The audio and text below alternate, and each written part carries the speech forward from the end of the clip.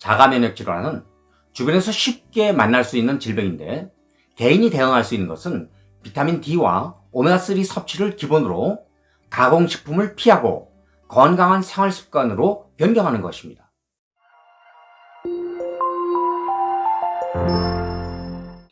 여러분 안녕하세요. 현명하신 구독자 여러분 감사합니다. 건강에 많은 관심이 있는 여러분이 이 채널을 선택하셨다고 생각합니다. KNL 기능의학TV는 질병의 원인 치료에 목적을 두고 있는 의학 정보를 과학적 검증을 거쳐 여러분께 최대한 많이 알려드리는 데에 초점을 맞추고 있는데, 그런 취지에 따라 이 채널을 방문하신 여러분 감사합니다. 이 영상을 제작하는 과정에 제가 참고한 과학적 문헌들은 이 아래 설명란에 링크를 남겨둘 테니까 관심이 있는 분들은 참고하시기 바랍니다. 자가면역 질환은 우리 몸의 면역체계가 몸의 정상세포를 이물질로 인식해 공격하는 질환입니다. 면역체계는 몸을 보호하는 건데 매우 이상하죠? 그래서 이번 시간에는 자가면역 질환에 대한 전반적인 내용을 알아보려고 합니다. 궁금하시면 영상을 집중해서 보세요. 그리고 이 영상을 보고 나서 도움이 되었다고 생각하시면 좋아요를, 다른 정보도 궁금하시면 구독을 눌러주세요. 물론 알림 설정까지 해두시면 제가 영상을 올리는 즉시 확인할 수 있으니까 편리하실 겁니다. 구독은 무료입니다.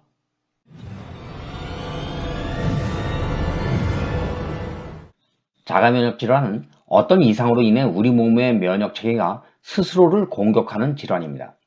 정상적이라면 보통은 외부에서 침입한 박테리아나 바이러스 같은 이물질과 우리 몸을 구분해 선택적으로 외부 침입 물질을 공격해 몸을 보호하죠. 그런데 이런 면역체계가 혼란을 일으켜 실수로 자기 몸을 공격하는 것입니다. 최근 자가면역 질환이 늘어나는 것은 감염, 오염 등 환경적 요인이 클 것으로 생각됩니다. 1형 당뇨병 같은 경우처럼 장기 특이적 자가면역 질환은 한 장기만 공격해 손상시킵니다.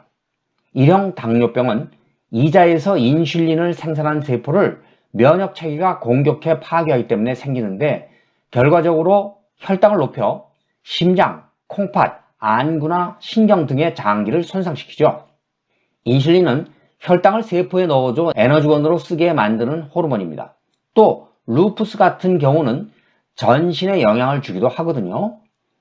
자가면역 질환은 약 80여 가지가 있는데 여성이 남성보다 2배쯤 많다고 합니다. 자가면역 질환 중 흔한 몇 가지 유형을 정리해 보기로 합니다. 류마티스성 관절염은 면역체계가 관절을 공격하는데 많은 사람이 어려움을 겪고 있고 나이가 들수록 더 많아집니다.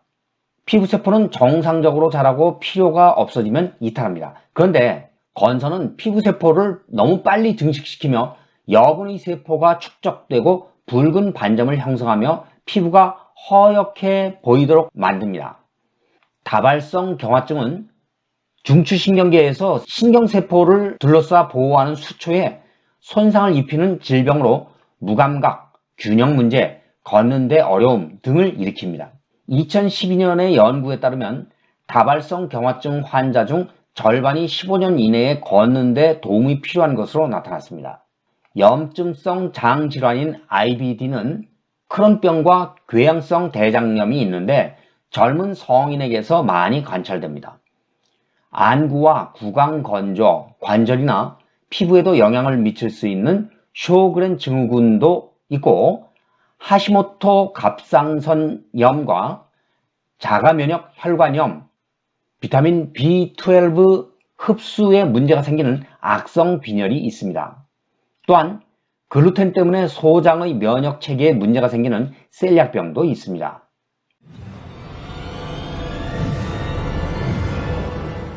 자가면역 질환이 어떻게 일어나는지 그 근본적인 원인은 명확히 밝혀지지는 않았지만 유전적 요인과 환경적 문제들이 영향을 받는 것으로 추측됩니다.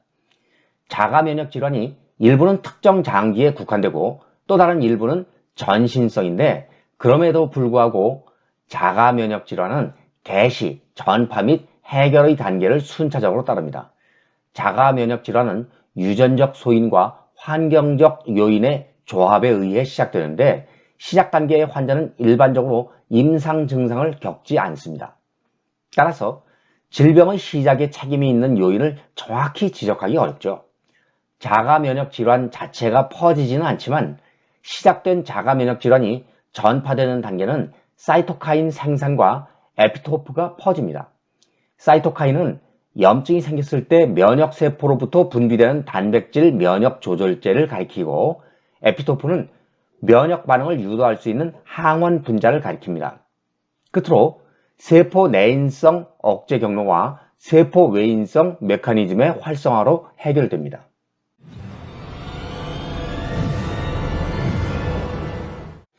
비타민 D3와 오메가3 섭취로 인해 다양한 자가 면역 질환을 예방할 수 있음이 확인되었습니다. 이 보충제 섭취 기간이 길어지면 알츠하이머병에 대한 효과가 증가한다는 증거가 발견되었죠. 자가 면역 질환을 안정화할 수 있는 식품을 소개하면 다음과 같습니다. 시금치 같은 잎채소, 강황, 브로콜리와 콜리플라워, 연어와 베리류, 김치류 같은 것들이 좋습니다. 그 밖에 금연하고 꾸준하며 땀나게 운동하는 것을 포함한 건강한 생활 습관을 가져야겠죠.